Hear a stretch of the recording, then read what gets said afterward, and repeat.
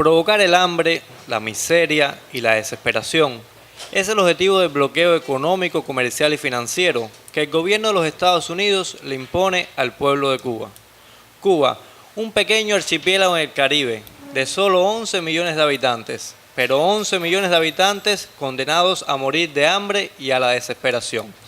Oficialmente, este bloqueo tiene 56 años, pero desde el propio triunfo de la revolución, el naciente gobierno revolucionario sintió presiones y agresiones en el ámbito económico que rápidamente se convirtieron en una guerra económica brutal que trasciende hasta nuestros días. Y precisamente para eso nos encontramos en el Ministerio de Economía y Planificación de Cuba, para conversar sobre las afectaciones que el bloqueo provoca, sobre todo en el sector financiero. Para eso contamos en nuestro panel con la presencia de Dailén Morejón, especialista de la Dirección Jurídica del Ministerio de Economía y Planificación. Lisset Robaina, miembro de la Comisión Nacional que anualmente cuantifica las afectaciones que el bloqueo provoca al pueblo de Cuba. Y en ese mismo grupo trabaja el profesor Marcelo Llera, que se encuentra con nosotros. Y bueno, también nos acompaña Jesús Pulido, jefe de Relaciones Internacionales de la ANEC. Entonces, antes de caer en las afectaciones como tal, una polémica que siempre escuchamos en la calle y que es escenario, es importante en los escenarios internacionales, es por qué el gobierno de los Estados Unidos le llama a esta guerra embargo y Cuba pide anualmente el cese del bloqueo económico, comercial y financiero. ¿Cuál es esta diferencia de términos y cuál es el adecuado? Bueno, en el sentido de tu pregunta, lo más importante es señalar que se trata de dos conceptos diferentes. El embargo es un término jurídico de uso muy frecuente en el mundo legal y bloqueo entraña un acto ilegal. O sea, el embargo como tal constituye la retención de bienes por orden judicial, en virtud de un mandato judicial. En este caso, el embargo puede ser preventivo y puede ser ejecutivo. Estamos en presencia de un embargo preventivo cuando existe una medida cautelar que se autoriza para garantizar el cumplimiento de una obligación que ha sido contraída legítimamente, es decir, para asegurar los bienes de un litigio o demanda, y no supone la pérdida inmediata del bien, pues el embargo preventivo puede levantarse una vez satisfecha la deuda. Y el embargo ejecutivo es para la adjudicación o venta forzada de los bienes en beneficio del cobro de una deuda que también tiene una justificación legal y tiene un carácter resolutorio, pues sí supone la pérdida de los bienes de manera definitiva.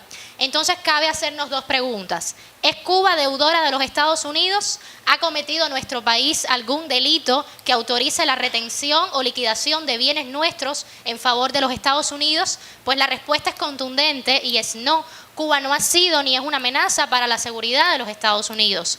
La conducta de los Estados Unidos contra el pueblo cubano no tipifica como un embargo. Se ha utilizado históricamente este término para no reconocer que se emplea contra Cuba medidas de tiempo de guerra. Jurídicamente, el bloqueo es un acto ilícito internacional instrumentado mediante un conjunto de normas jurídicas que también son ilegales. En primer lugar, porque respaldan un acto de guerra económica que históricamente se ha manifestado mediante constantes agresiones contra la población civil cubana, provocándonos grandes daños y afectaciones. Y por otro lado, estas normas exceden de la facultad de un Estado que forma parte de la comunidad internacional. Y es importante hacer una pausa en este punto y aclarar algo, pues existen ciertas clases de leyes que tienen eficacia extraterritorial, pero esto no justifica que un Estado tiene la facultad de dictar leyes para regir en otro Estado, pues está violando su soberanía. Por tanto, no nos encontramos ante un típico caso de retención, de conservación de bienes, de custodia de bienes, que no tenemos, sino se trata de un conjunto de medidas coactivas y de agresión económica que viola casi todos los principios del derecho internacional público.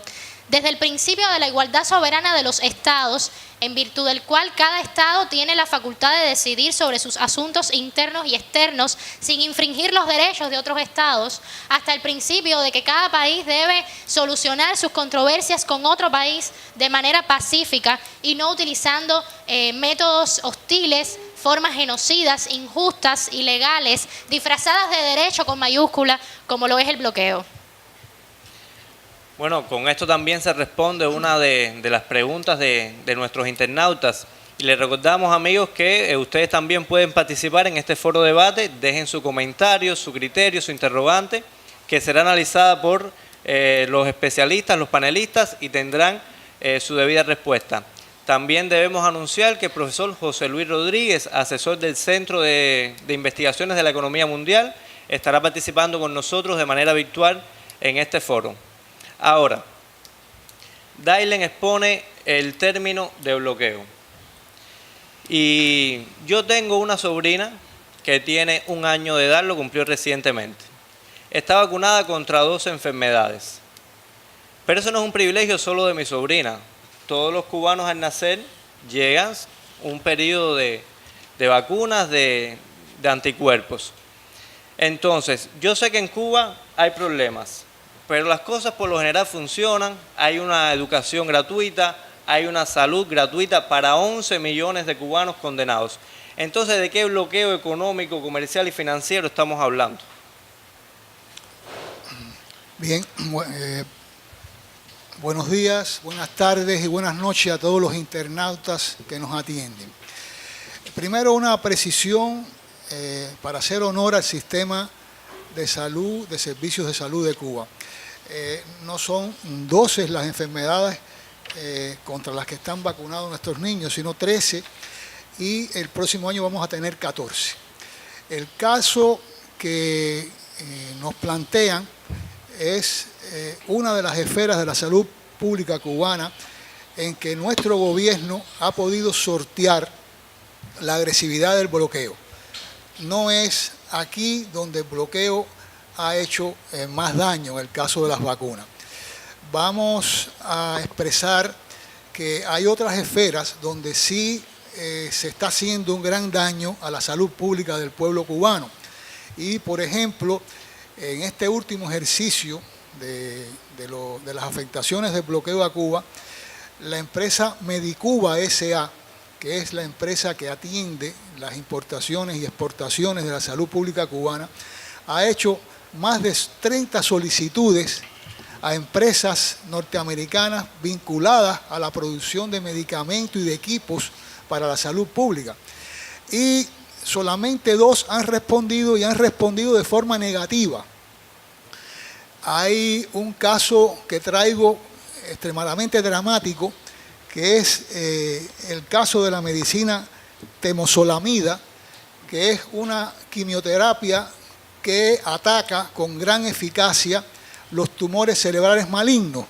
Y tenemos 3 pacientes con menos de 15 años, ubíquense ustedes en sus padres, que no han podido acceder a esta medicina y han tenido que tener terapias alternativas que no representan la mejor opción para esta grave enfermedad. Eso ha pasado en este ejercicio como uno de los casos más dramáticos de estos que no tienen cómo calcularse económicamente porque afectan directamente a un problema humano. También, como muestra de la hostilidad, de la agresividad extrema, tenemos que la Oficina de Control de Activos Extranjeros de los Estados Unidos prohibió una donación de medicamentos en septiembre pasado, o sea, entre septiembre de 2017, a favor de la ONG cubana Cáritas Cuba, que es una organización de la Iglesia Católica, porque el embarque venía en un barco norteamericano perteneciente a las compañías de crucero. Y así, sin más, se prohibió que el pueblo cubano accediera a esta donación. Yo quiero decir que este bloqueo, que en este último ejercicio afectó al país en más de 4.000 millones, está subvalorado, porque a veces se piensa que los números que se han calculado son demasiado grandes, son inmensos, y hay que decir que están subvalorados, sobre todo porque metodológicamente es muy difícil calcular las afectaciones en el campo tecnológico, que es enorme, a mi juicio es enorme las afectaciones. Eso todavía no ha podido ser calculado como corresponde. O sea, que el planteamiento hecho es interesante, la pregunta es interesante, pero bueno, aquí tiene una respuesta, a mi juicio, que puede dar una dimensión más integral a la problemática en el campo de la salud. Muchas gracias. Es un componente importante y muy esclarecedora su respuesta en el ámbito de la salud. Pero ahora, Cuba está apostando por un desarrollo económico. Incluso tiene un plan de desarrollo hasta el 2030. Para eso es importante, según lo que hemos podido percibir por las informaciones que se dan por parte de los especialistas en la economía, incremento de exportaciones, aumento de inversiones. Entonces, este objetivo se puede ver afectado por el bloqueo o se ve afectado por el bloqueo, simplemente el bloqueo no tiene sobre este objetivo ninguna afectación. A ver, hay un tema ahí que yo quisiera resaltar que tiene que ver precisamente con lo que tú acabas de decir. Ubíquense que estamos hablando de un bloqueo que se ejerce sobre nuestro país por la principal potencia económica a nivel internacional. Esto, por supuesto, sube el riesgo de nuestro país ante cualquier inversionista extranjero, pero si vamos a la generación de fondos exportables, que es el principal reto que tiene la economía cubana al día de hoy, y por supuesto para poder complementar los esfuerzos en el Plan Nacional de Desarrollo al 2030, los ejemplos podrían ser disímiles. Por ejemplo, pudiéramos citar quizás el caso del tabaco, que es uno de los rubros exportables por excelencia de la economía cubana y que históricamente tuvo su principal cuota de mercado en el mercado norteamericano. A partir de las restricciones impuestas a Cuba por este gobierno, luego del triunfo de la revolución, pues simplemente la economía cubana tuvo que reubicar sus exportaciones, fundamentalmente del caso del tabaco, hacia el mercado europeo, donde es indiscutible el reconocimiento que tiene este producto ante sus consumidores. Sin embargo, en el mercado norteamericano no puede penetrar ni este ni otro producto cubano, aunque sea de primera calidad. Sin embargo, en el caso puntual del tabaco, si vamos a las exportaciones de República Dominicana hacia Estados Unidos, el 40% de esas exportaciones corresponden precisamente al tabaco torcido y sus derivados fundamentalmente. Podemos explorar en otras aristas. Cuba, fundamentalmente, casi todos sus territorios son eminentemente agrícolas, con un alto potencial de probabilidades de producir frutas frescas, vegetales, que automáticamente podrían ser colocados como un bien exportable en el mercado norteamericano. Sin embargo, tampoco tenemos esa posibilidad. No obstante, la piña cubana es una de las frutas más cotizadas en el mercado europeo, y tiene que hacer un tránsito prácticamente de atravesar todo un océano para llegar a colocar en ese mercado, con precios que en algunos casos superan hasta los 7 euros la unidad. Producto que perfectamente y de una forma muy expedita podría ser ubicado en el mercado norteamericano. Si vamos a la biotecnología, donde Cuba además dentro de la región de América Latina ha sido pionera, y ha sido un esfuerzo que ha hecho la economía cubana por mantener los estándares de la biotecnología, tenemos productos de primera calidad que tampoco pueden ser colocados en el mercado norteamericano.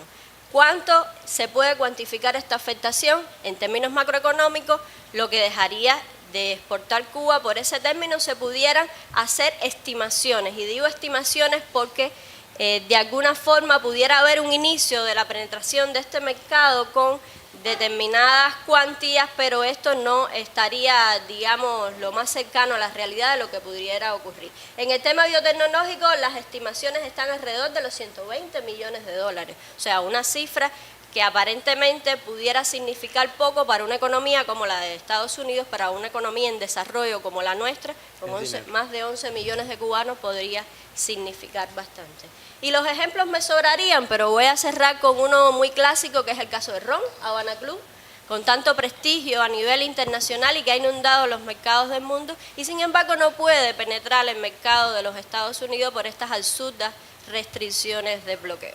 Entonces yo creo que precisamente el desarrollo económico de Cuba está condicionado en alguna medida por tener esta potencia que nos está bloqueando y que es la principal potencia económica mundial y que puede incluso presionar a otras potencias que pudieran tener interés en, de alguna forma, establecer un comercio bilateral con Cuba. Quiere decir que el mercado cubano, o sea, las exportaciones de Cuba están totalmente prohibidas en el mercado estadounidense. Una piña, un lápiz, nada puede llegar procedente de Cuba, nada puede llegar al mercado estadounidense. Como bien tú explicabas, la primera economía del mundo, pero además de eso, a solamente 90 millas. Con un barco en un día, 2 días, ya estaría el producto y es algo verdaderamente una traba importante para el desarrollo económico, no solo de Cuba, sino de cualquier país que se encontrara en esa situación. Así que, amigos, ya ustedes se imaginan lo difícil que es comerciar, establecer un comercio cubano con cualquier país del mundo en estas condiciones y sobre todo que le está prohibido el acceso a la mayor economía mundial. Pero sobre esto el profesor José Luis Rodríguez nos estuvo comentando y bueno, aquí le dejamos las apreciaciones del profe José Luis Rodríguez con respecto a la inversión extranjera. El que viene a invertir en Cuba sabe que se tiene que enredar con Estados Unidos. Y, por ejemplo, empresas que en Cuba tienen una alta presencia hoy día tuvieron que salir de Estados Unidos. El caso de Meliá, por ejemplo. Los hoteles Meliá, antes de invertir en Cuba, sacaron todos los negocios que tenían en Estados Unidos porque sabían que cuando se metieran en Cuba prácticamente iban a perder todo lo que tenían invertido en Estados Unidos.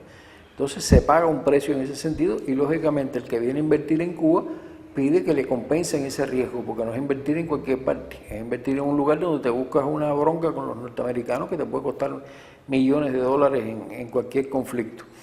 Por lo tanto, eso te frena la inversión extranjera. El primer obstáculo que tiene la inversión extranjera en Cuba hoy es el bloqueo norteamericano, por el alto riesgo que eso implica. Y hay una última disposición que se conoce menos, está la Torricelli, está la Helburton, y hay una que se llama las conclusiones del Comité para la Asistencia a una Cuba Libre, que lo implementó Bush en el 2003 y lo sacó las conclusiones en mayo del 2004, que prácticamente cierra todas las posibilidades de manejo financiero por parte de Cuba. Ya a partir de ahí es que se implementan todas las multas esas que mencionábamos anteriormente, porque prácticamente es un cerco completo, no ya utilizar dólares norteamericanos, eso ni pensarlo, ¿no? Cualquier negocio que implique relaciones financieras con Cuba es perseguido con mucha más precisión a partir de lo que dispone esa ley. Y precisamente con respecto a esa cacería económica y financiera, yo tengo entendido, incluso desde los primeros años de la revolución, existen fondos congelados en Estados Unidos. Fondos cubanos que Estados Unidos ha congelado y incluso la mafia anticubana se las ha agenciado para extraerse y beneficiarse de ese dinero. Entonces, eso es algo del pasado, eso sigue ocurriendo en el presente, eso solo existen los fondos que fueron congelados al inicio de la revolución. Sí, hay que expresar que desde el año 1963 el Departamento del Tesoro de los Estados Unidos emitió unas regulaciones para el control de activos cubanos que congelaban y congelan todos los fondos cubanos, todos los activos cubanos en los Estados Unidos, a no ser que tengan una licencia muy especial, algo raro, ¿no?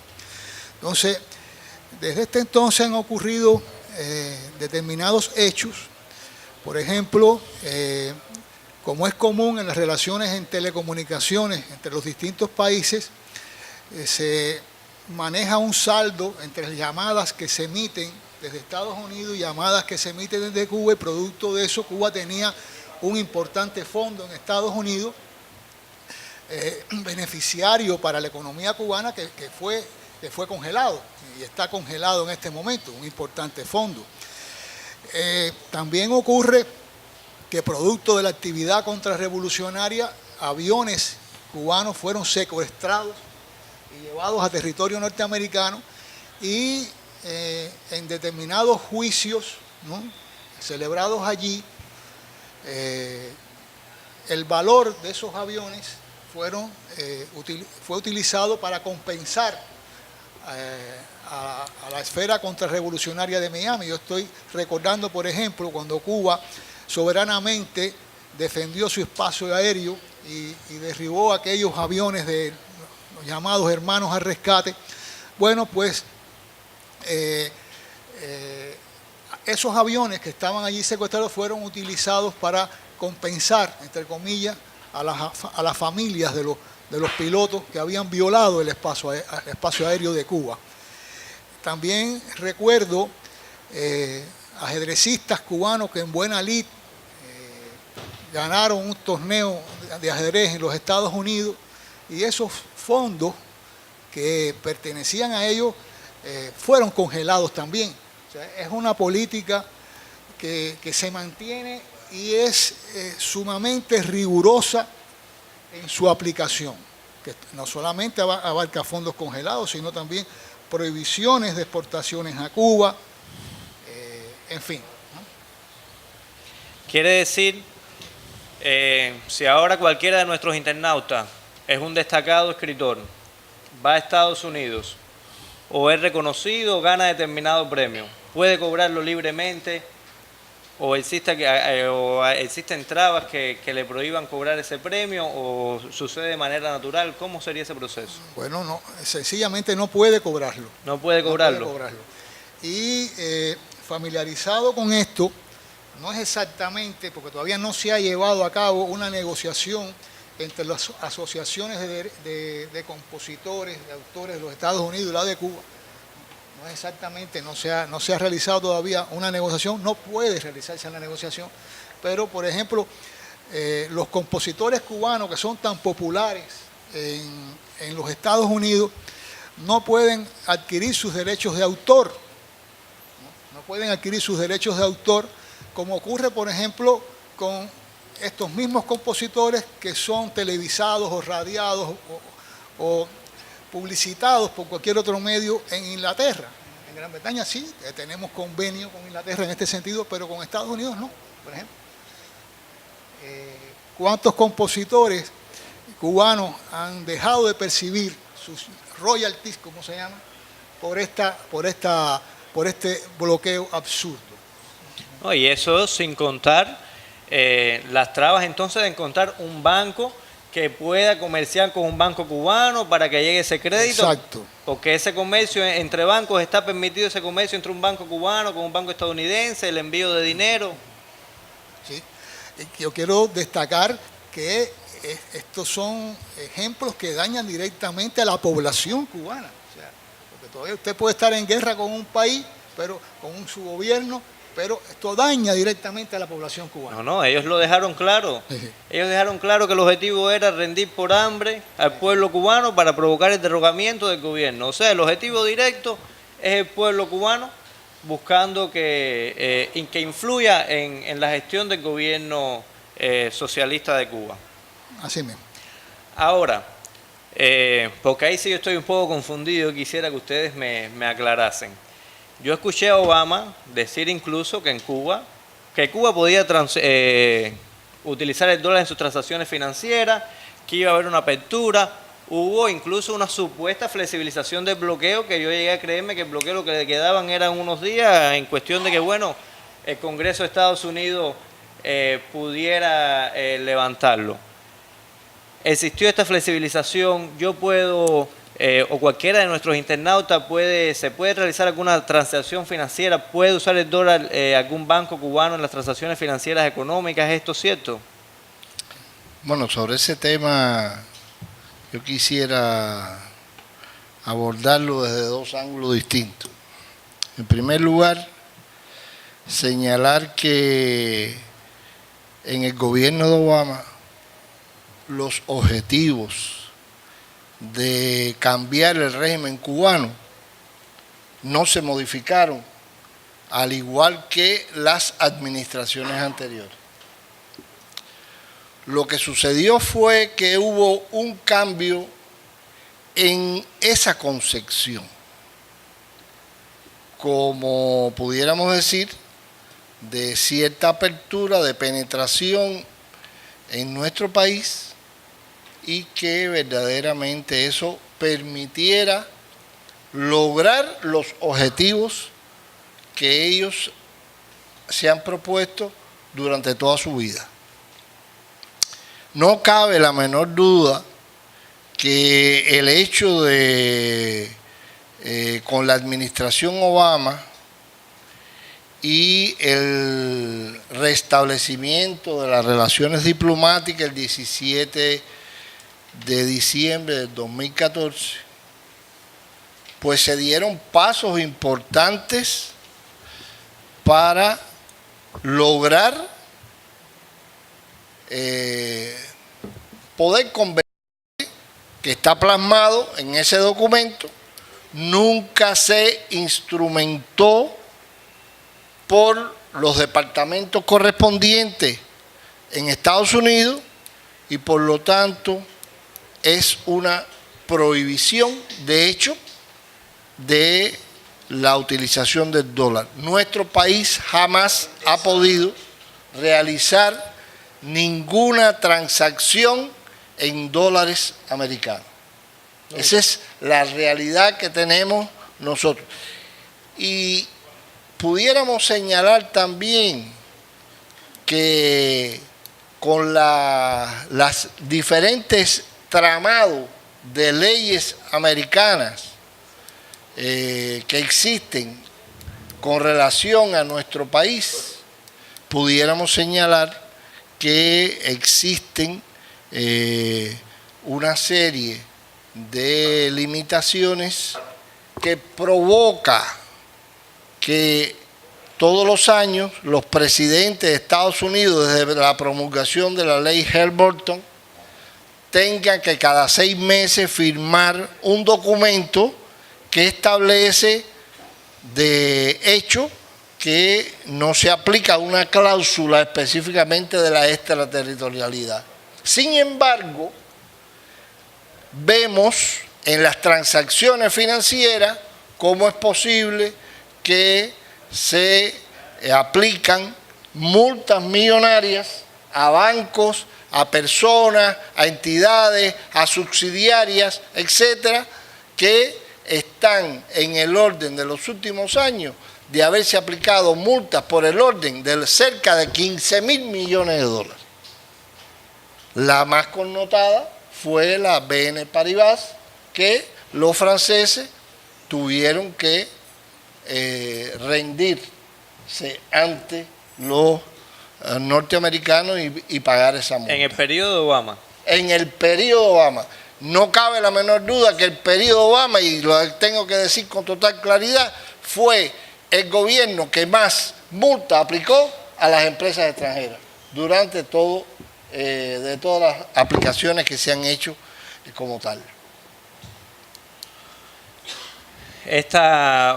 Profesor, usted hablaba de un elemento importante y es la extraterritorialidad del bloqueo, porque no es solo que no puedas comerciar con Cuba, que Cuba no pueda comerciar con Estados Unidos, es también que existe una persecución a bancos. Este año hay 28 bancos que han sido multados por comerciar por Cuba.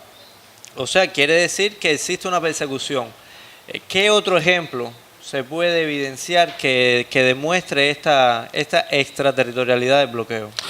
Mira, para empezar, pudiéramos decirte que está prohibido por estas legislaciones a bancos de terceros países abrir cuentas en dólares a personas naturales o jurídicas por el simple hecho de ser cubanos. Por supuesto, en esta extraterritorialidad está las transacciones, prohibido las transacciones de las subsidiarias norteamericanas que están en otros países. Se habla mucho de la compra de alimentos en Estados Unidos, pero cómo ese elemento que se habla, cómo que se ha disminuido notablemente el volumen, cómo tenemos que adquirir esos alimentos en Estados Unidos. Esos alimentos hay que pagarlos, no en dólares, sino en otra moneda libremente convertible y en una condición de prepago. O sea, hay que pagarlo antes de al comprar la mercancía. Esas son las condiciones normales del comercio en el mundo. Sencillamente son condiciones que ellos indudablemente nos han puesto y que por determinadas razones se han aceptado. Pero son condiciones totalmente anormales en el comercio internacional. Y bueno, como decía el profesor Marcelo, todas las exportaciones nuestras están prohibidas a Estados Unidos. En fin, el incremento de los costos de flete cuando tenemos que comprar cualquier mercancía, obviamente, es altísimo. Y no cabe, cuando uno analiza lo que le ha costado el bloqueo a nuestro país, no cabe la menor duda que estamos hablando de cifras multimillonarias, que, por cierto, recuerdo que nosotros en el año 1999, nosotros establecimos una demanda al gobierno de Estados Unidos y ahí está la historia nuestra del tribunal que sesionó y logró con pruebas irrefutables los resultados de las cifras que se pusieron en su momento. Bueno, muchas gracias, profesor. Nos gustaría ahora pasar a ver el video del doctor José Luis del Centro de Investigaciones de Economía Mundial, que nos va a ampliar un poco el tema sobre la utilización del dólar en el Estado cubano. A partir de la comisión esta para la asistencia en la Cuba Libre, nos vimos obligados a sacar el dólar de la circulación interna.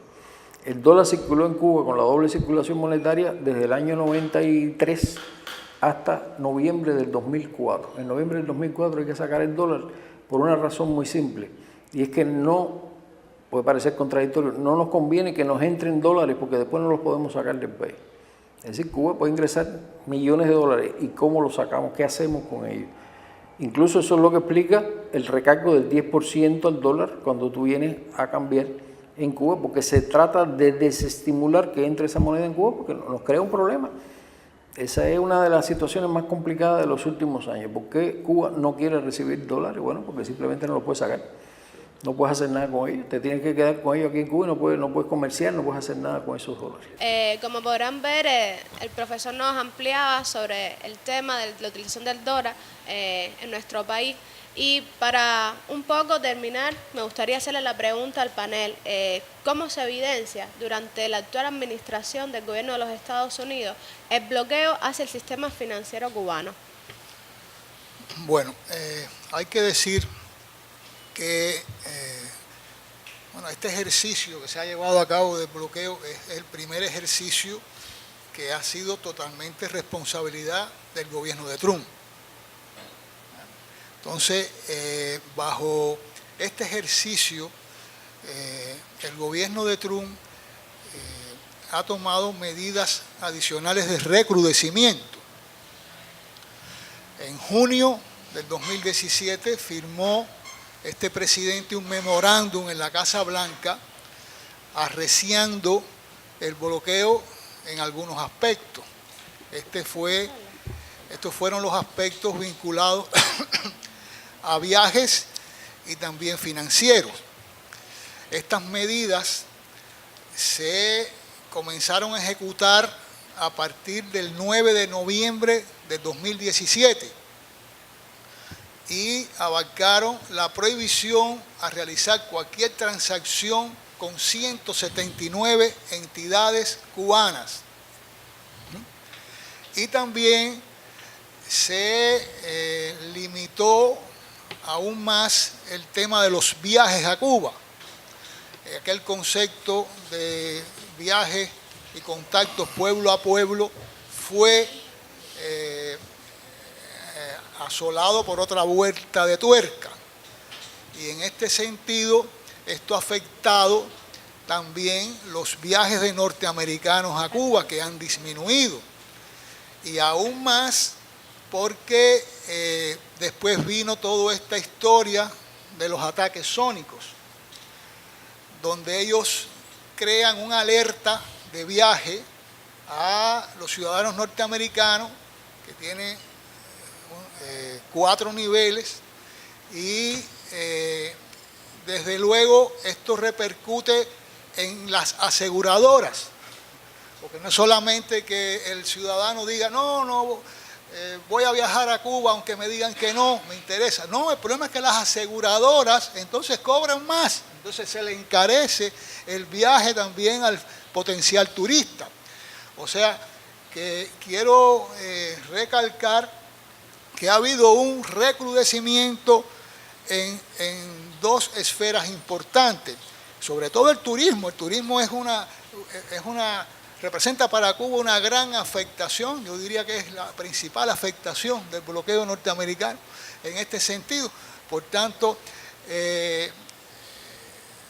Trump para nada tomó en consideración lo alcanzado hasta ese momento, lo que se había logrado hasta ese momento, sino ha ido hacia atrás de forma manifiesta y contundente.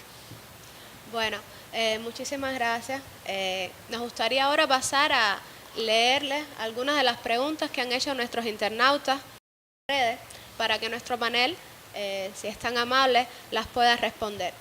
Aquí tenemos la pregunta de Luanda Pérez, que nos pregunta cómo está afectando el bloqueo el deporte cubano en un momento en que en este último además no está pasando por un buen momento. Bueno, precisamente yo entre los organismos que atiendo el INDER. Hay que decir que por razones de práctica internacional, muchos de los implementos deportivos que deben utilizar los atletas son oficialmente reconocidos su empleo por las organizaciones internacionales, por las asociaciones internacionales. Por ejemplo, el deporte de arco y flecha, los implementos tienen que ser norteamericanos. Cuba debe adquirir estos productos, estos implementos a través de terceros países, lo cual incrementa su precio entre un 20 y un 30%.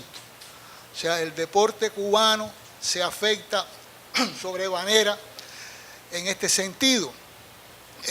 Nuestro deporte nacional, que es el béisbol, también, o sea, debe adquirir implementos deportivos para el béisbol a muy larga distancia, teniendo nosotros no solamente cerca a los productores genuinos, sino incluso subsidiarias cerca. Yo voy a poner, por ejemplo, el caso de la pelota de béisbol. Estados Unidos fabrica 2 marcas importantes reconocidas internacionalmente, la Wilson y la Rawlings. Y entonces, bueno, usted está peleado conmigo, está bien, no me la vende usted, pero ¿por qué usted le prohíbe a la filial de Costa Rica que nos venda esas pelotas? También se la prohíben a Costa Rica. Es un ejemplo de extraterritorialidad. Entonces Cuba tiene que acudir a comprar la pelota Mizuno a Asia, con un encarecimiento del doble del precio. Una Rawlings puede costar unos $5 y algo, entonces la Mizuno nos sale como a 11 y no sé cuánto, allá en Asia. Entonces son ejemplos que en muchas disciplinas del deporte se afectan. El yatismo, en fin, una serie de disciplinas que están afectadas porque los implementos deportivos simplemente nos cuestan entre un 20 y un 30% como promedio más caro. Bueno, espero que el internauta haya quedado un poco satisfecha con esta respuesta del profesor y responderle a esta otra pregunta de Ana Luz Martín. ¿Puede contribuir el levantamiento del bloqueo a la solución del acuciante problema de la vivienda en Cuba? Bueno, efectivamente, los sistemas constructivos de los Estados Unidos están entre los más desarrollados tecnológicamente. Y el pueblo cubano no puede acceder a estas tecnologías que, según los expertos del Ministerio de la Construcción, pueden aumentar alrededor de un 6-7% la productividad en cuanto a la construcción de viviendas. O sea, ahí tenemos un ejemplo. O sea, no tenemos acceso a tecnologías punta en materia de construcción de vivienda ante un problema acuciante de nuestra población. Un ejemplo contundente. La tecnología constructiva de los Estados Unidos no está al acceso de Cuba. Bueno, yo espero que quede también contestada la internauta. Damaris Beitía nos interroga, en el sector empresarial, por lo general, hay grandes inventarios. Siempre escucho, dice ella, que esto se debe al bloqueo. ¿Cómo se explica esta situación? Ahí hay un tema que se pudiera destacar. Volvemos a lo mismo, ¿no? Tenemos un bloqueo por la principal economía del mundo y además que es una de las economías más cercanas en cuanto a distancia que está de Cuba. Sin embargo, esto nos ha obligado a reubicar nuestro comercio exterior. ¿Qué significa reubicar el comercio exterior? Que no es solo con el tema de las exportaciones, que era algo que apuntábamos hace un momento, sino también con el tema de las importaciones. La mayoría del comercio exterior de Cuba, en términos de importaciones, está ubicado en Asia y en Europa. Eso implica que se justifica, por supuesto, los excesos de inventario, no solo en el sistema empresarial, sino en el resto de la economía también. Porque se supone que algo que para lo que una empresa funcione eficientemente es tener inventarios bajos, porque eso va en contra de la eficiencia. En el caso cubano, pues eso es prácticamente imposible. Si a eso entras en la particularidad de cada una de las actividades empresariales que son disímiles, algunas más que otras, pues por supuesto que tiene una lectura diferente. Entonces yo sí creo que no es un eslogan. El exceso de inventario que tienen el sector empresarial y en general la economía cubana tiene mucho que ver con el tema del bloqueo y la reubicación geográfica del comercio, que ha sido por supuesto forzosa. O sea, no tiene nada que ver con el deseo de las principales autoridades nuestras. Bueno, José Antonio Con tu Rocha. permiso, déjame decir algo en relación a esto que ella señalaba. Porque no cabe la menor duda que hablamos mucho de los inventarios, etcétera, del equipamiento que tenemos, etcétera. Pero yo quisiera llamar la atención en que un país tan chiquito como el nuestro, en 60 años ha tenido que hacer 2 cambios en su economía fundamentales. Cuando se interrumpen las relaciones con Estados Unidos, hay un cambio totalmente de la tecnología americana que existía en nuestro país y hubo que reorganizar todos los procesos productivos y cambiar tecnológicamente el país. Pero posteriormente, con la desaparición de la Unión Soviética y el campo socialista en el año 90, hubo un segundo proceso de cambio tecnológico en el país.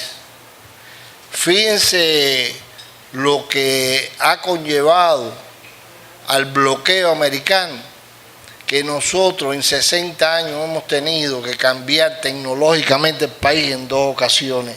Y el costo que eso tiene para la compra de piezas de repuesto, materias primas, etcétera. Y yo por eso quería en este punto llamar la atención, porque eso es un costo fabuloso, verdaderamente. Gracias.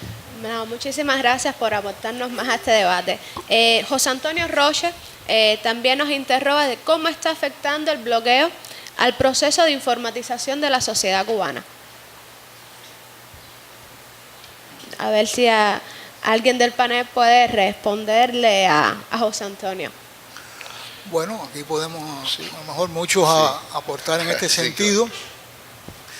Bueno, muchos de los informes de los organismos que se refieren a este último ejercicio y también los ejercicios pasados, hablan de el no acceso a tecnologías informáticas y las dificultades tremendas en acceder a altas tecnologías en el campo de la informática, productos del bloqueo. Y, por ejemplo, no es un secreto que al no poder acceder a altas tecnologías en este sentido, todavía tenemos un parque de computadoras anticuados que deben repararse con piezas que corresponden a ese momento en que fueron fabricadas, lo cual se hace también difícil. Y esto indudablemente todos los organismos de una forma u otra tienen esta afectación. Tampoco es un secreto que las grandes plataformas como Google mantienen una fuerte restricción en cuanto al acceso de nuestros usuarios a determinadas facilidades que ofrece para otras partes del mundo esta plataforma. Otros tal vez puedan enriquecer en este sentido. No, me parece muy bien. Ahí, hay un detalle que se podría apuntar, y es que es muy común que a veces uno está navegando en las redes o haciendo una búsqueda de internet y que salga de repente en un sitio un cartel que diga: desde su país usted no puede acceder a este sitio. Correcto. O sea, eso es muy, muy común. No solo se refleja en los informes de los organismos, sino nosotros como usuarios cotidianos en las redes nos encontramos. Y estoy hablando de informaciones de cualquier tipo, que puede ser susceptible a empresas cubanas, al gobierno cubano o a la población. Sí, esto es otro aspecto que también nos está golpeando el bloqueo. Bueno, con esta última pregunta de José Antonio terminamos, y creo que muy satisfactoriamente. Ha sido un encuentro muy provechoso en cuanto a información y explicaciones sobre cómo nos afecta en este momento y cómo nos ha estado afectando hasta ahora el bloqueo económico a nuestro país. Y quería darle las gracias a todos nuestros panelistas por su presencia acá en el Ministerio de Economía y Planificación, y sin más nos despedimos y esperamos tener otro próximo encuentro en otras ocasiones. Muchísimas gracias. Gracias por la invitación. Bueno, gracias por la invitación.